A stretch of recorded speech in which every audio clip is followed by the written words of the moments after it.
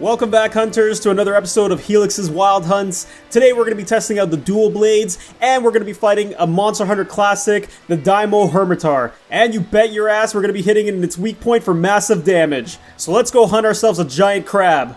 Before we begin the hunt though, I just want to let you guys know that I recently switched servers and have migrated over to where the hip checkers are, and the hip checkers are actually an English-speaking guild, so I'll put up the image of my new server here so you guys can actually join, and if you feel like playing with other English players, this is the best place that I would recommend coming to so that you can have some fun with other people that speak English. Alright, let's go find ourselves a giant enemy crab. There it is. That's the Daimo Hermitaur. Now, it looks like it's already very angry and wants to kill me, so... If you see the move that it's doing right now, where it's puncturing the earth right there, it's actually using the skull... Oh, it definitely got me good there.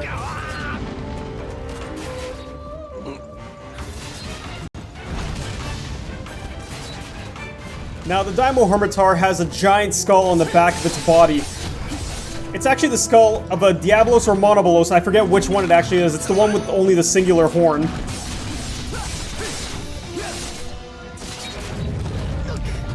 And it'll use it quite often when it does its burrow move.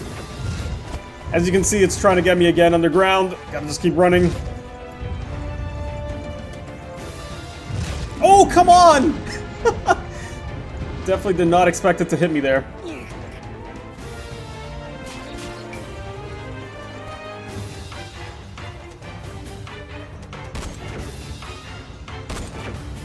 Now, about the dual blades that I'm using right now, I currently crafted the Kramine dual blades, and they actually inflict... Oh, I gotta keep running here for a second. Oh, he moved to a different zone. Alright, that gives me a little chance to breathe and talk about the weapon a little bit. Now, for the dual blades that I'm using right now, if you can see them right there, I'm actually using the Kramine dual blades. And they actually inflict paralysis, so if I can hit the monster enough with my combo sets, it'll actually stun him for a little bit of time, which allows me to do a lot more damage to him. Now, dual blades are not primarily raw damage dealers. They're actually mainly meant for inflicting status or elemental damage, and you can do a lot of damage with it. However, you have to make sure that you land your combos consistently. Now, one of the dual blade special abilities is called the Devil Dance. And what that does is, if you see on the top left bar there, there's a little bar that keeps filling up. I gotta get running here. Oh, this is not gonna be good, not gonna be good. Oh, almost walked into that. Once that fills up, I can hit R1 on my controller, and that'll actually activate a new set of moves where I can actually do a lot quicker combos in succession. As you can see, he walks backwards and forwards and can actually attack you with his horn, and also from the front with his claws. Now, if I was using a hammer, it'd actually be very good for hitting his back part there, because then you can actually break the skull on the back of his head. So now I've inflicted paralysis, I'm going to activate my combo string. So there's the Devil Dance triggered. And if I hit both attack buttons, you'll see here that I'm going to do a flurry of attacks for a lot of damage.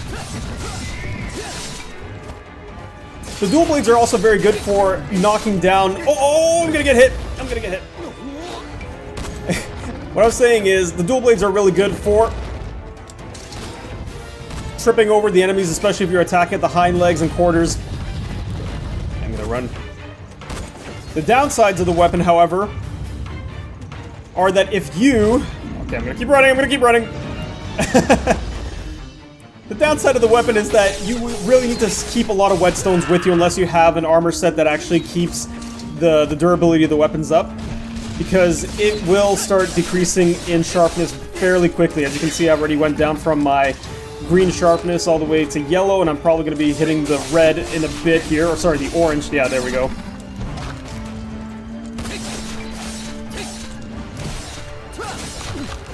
Now, the Daimo Hermitaur is actually one of my favorite monsters from the old series. I used to love fighting this one. I'm gonna use this chance to sharpen up my weapon while he's focused his target on Meow Meow. Alright, now I'm back to green sharpness. It's actually my first weapon that's had green sharpness, so I'm actually quite happy about that. Let's see if I get a good set of hits here.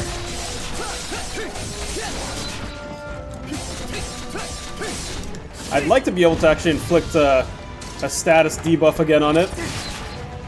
And I'll just paintball it here just in case. Oh! As you saw that move there, a little bit you really didn't get a chance to see it fully, but he can actually spit out high-pressured water that can do a lot of damage if you get hit by it.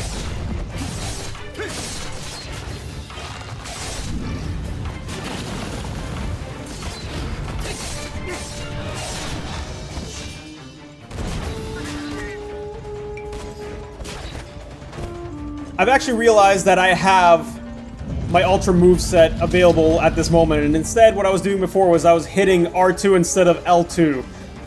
I think he's moving to a new zone. Alright, this will give me an opportunity to sharpen.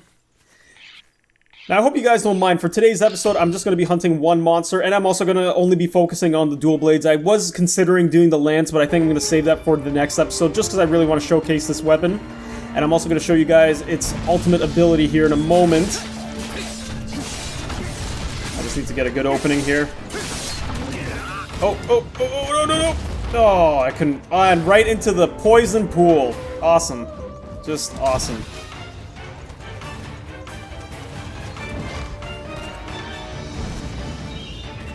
Yes, I know. Use antidote. I get it. Okay, I'm gonna wait till I got a good opening here. And here's gonna be the super move. Here we go. Now, if you saw that, I just did a giant attack. I don't know how much damage it actually did to him, but I think I missed the final strike there. I'm still learning all the super moves. Actually, this is the second super move I've had a chance to see. The first one was the lance, and I wasn't actually a huge fan of it just because it's really hard to aim for it. Uh-oh, gotta run. Gotta run. Ho ho ho! Uh-oh. Not good, not good, not good. Oh, come on! I find that it's a lot harder to dodge his, Earth Pierce move there compared to some of the other Monster Hunter games. And I should have set my antidote in the bottom quick selection toolbar, but I forgot to do that, so I'm just gonna heal up.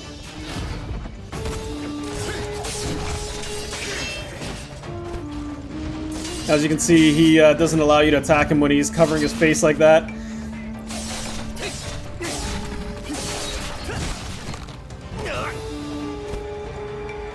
A good thing about the dual blades is how fast you can maneuver with them. You can actually roll between combos, not while you're actually in the midst of a combo. Yes, I status inflicted him again here. Gonna combo into Devil Dance. Hit him with bunch of attacks here. Hopefully we can take him out, maybe. Let's see. And I think we did it. Unless he has a move very similar to the Gypsaros that I'm not aware of. No, I could actually carve him. All right, so that was the Daimo Hermitaur. I guess it didn't get a little cutscene at the end there because I got to go and actually finish the quest by submitting it back to camp. Whether or not we actually hit him for massive damage, I don't know, maybe, possibly. Alright, hunters, I hope you enjoyed that episode. I'm sorry that it was a little bit shorter than the other ones, and I would have loved to have hunted a secondary monster. However, because I was in the process of catching up with this character, just to make sure that I was at the same point as the other character that was on the other server, that's why we're only focusing on the one monster and also the one weapon. Next episode, we will be looking at the lance that was just recently added on the March update. Spoilers alert, it's awesome. So keep the suggestions coming. I love hearing from you guys. Thank you so much for watching. Happy hunting, and I'll see you all on the next level.